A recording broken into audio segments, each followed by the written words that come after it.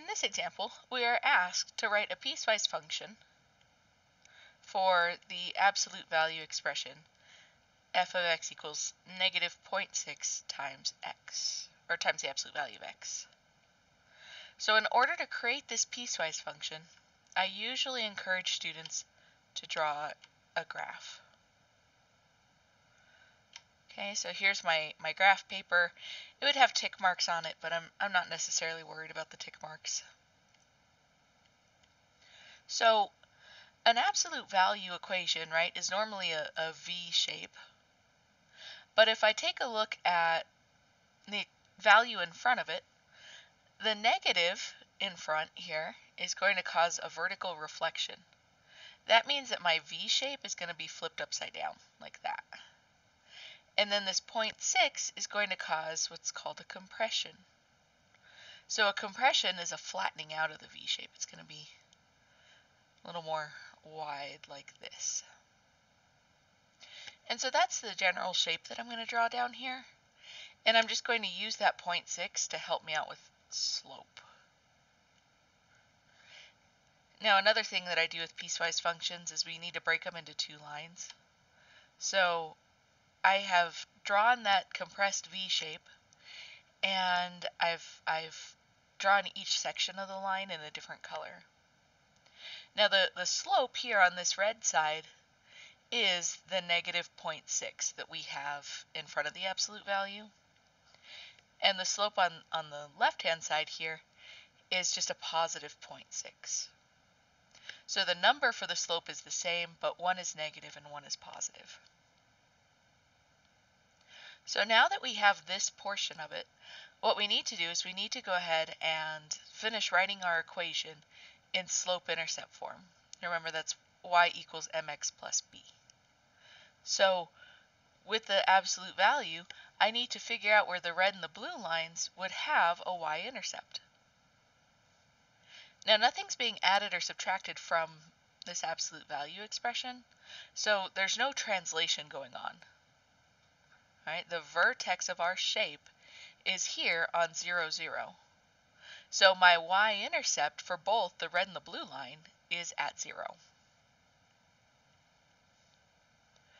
All right, so writing out the equation for the blue line, I have y equals my m, which is 0.6, times x, and then I would normally add b, but because b is 0, I'm not going to write plus 0 here.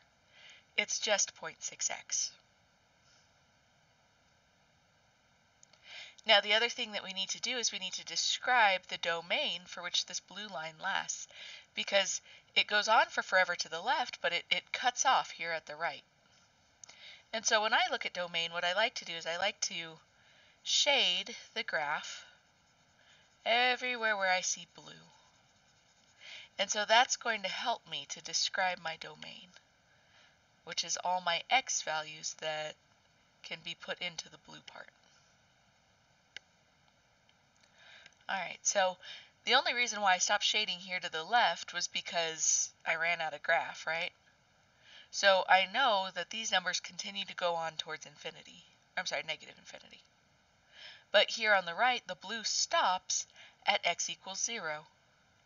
So I know that 0 is going to be a part of my inequality when I describe this domain. Now also, I'm shading to the left of x equals 0, right? These numbers, right, I have like a negative 1, negative 2. So these are all the numbers that are less than 0. So I'm going to put x is less than 0. So now I do the same process, but now for the red one.